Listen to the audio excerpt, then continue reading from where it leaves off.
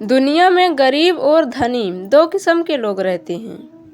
अमीर होने का कभी घमंड नहीं करना चाहिए, कभी किसी गरीब इंसान का मजाक नहीं बनाना चाहिए, क्योंकि समय सभी का अपना अपना आता है। आज मैं एक भाई और बहन की अमीर गरीब की कहानी बताऊंगी। एक गांव में एक गरीब किसान रहता था। उसका एक बेटा और एक बेटी थी। किसान अपने बेटा का विवाह करके कुछ साल के बाद अपनी बेटी का भी विवाह एक अमीर घर में कर दिया। बेटी बहुत अमीर घर में गई थी। उसके घर में नौकर चाकर काम करते थे। किसान अपने दोनों बच्चों का विवाह करके इस दुनिया से चला जाता है। बेटी को धन की तो कमी नहीं थी, वही बेटा बहुत गरीब था। किसी तरह खेती मेहनत मजदूरी करके अपने परिवार का पालन पोषण करता था। उसकी पत्नी भगवान भोलेनाथ शिव की बहुत बड़ी भक्त थी। गरीब होने के बाद भी वह भगवान से कोई शिकायत नहीं करती थी। वह थोड़े में ही गुजारा कर लेती और अपने परिवार के साथ खुशी से रहती थी। वही उसके पति की बहन धन ज्यादा होने के कारण घमंडी थी। वह अपने भाई के गरीबी के कारण उनसे कोई रिश्ता नहीं रखना चाहती थी। उसकी बहन धन के घमंड में इतनी चूर थी कि अपने भाई को देखना तक पसंद नहीं करती थी। समय बीतता गया और बहन के ननंद की शादी पड़ी। उसने अपने भाई को बुलाया तक नहीं। किसी तरह उसके भाई को पता चला और वह बिना बुलाए ही बहन के घर शादी में चला जाता है। बहन उसको देखते ही अपने नौकरों से कहकर घर से बाहर ही लौटा देती है। भाई भूखा प्यासा रोते हुए जा रहा था। तभी रास्ते में उसको एक बूढ़ी माँ मिलती है। उन्होंने उस भाई से पूछा, बेटा क्यों रो रहे हो? इतने में वह अपनी सारी दुखदाई कहानी बताता है। बूढ़ी माता ने उसे समझाकर चुप होने को कहती है।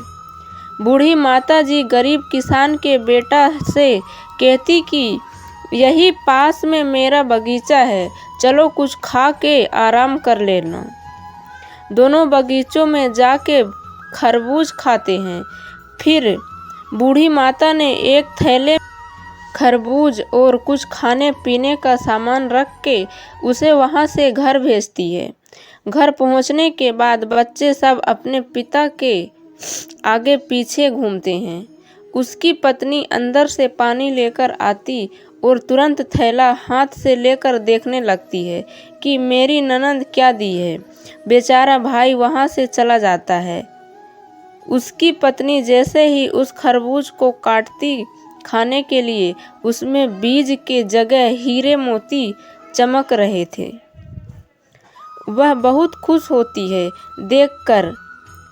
फिर अपने पति के पास जाकर कहती कि दीदी को हमारी गरीबी देखा नहीं गया, इसलिए इतने सारे धन दी है। बेचारा किसान भाई सोच में पड़ जाता है और किसी से कुछ कहता नहीं है। अब बेचारा भाई भी बहुत धनी और पैसे वाला हो गया। भाई के अमीर होने की खबर धन घमंड में चूर रहने वाली बहन को पता चला और वह बिन बुलाए अपने भाई मायके यानी भाई के घर आती। यह देखकर भाई मन में सोचता है कि जब मेरे पास धन नहीं था तो बहन मुझे देखना तक नहीं चाहती थी, फिर भी वह और उसकी पत्नी ने उसका आदर सत्कार करते हैं। कुछ दिन के बाद बहन को ससुराल से बुलावा आया। उसके भाई और भाभी अच्छे कपड़े मिठाई कुछ उपहार देकर विदा किया। इतना सब देखकर उसकी बहन की आंखों में आंसू आ जाते हैं। उसको समझ में आ जाता है कि धन ही सब कुछ नहीं है, अच्छा स्वभाव और दिल की बड़ा भी होना चाहिए। इस कहानी से हमें क्या शिक्षा मिलती है?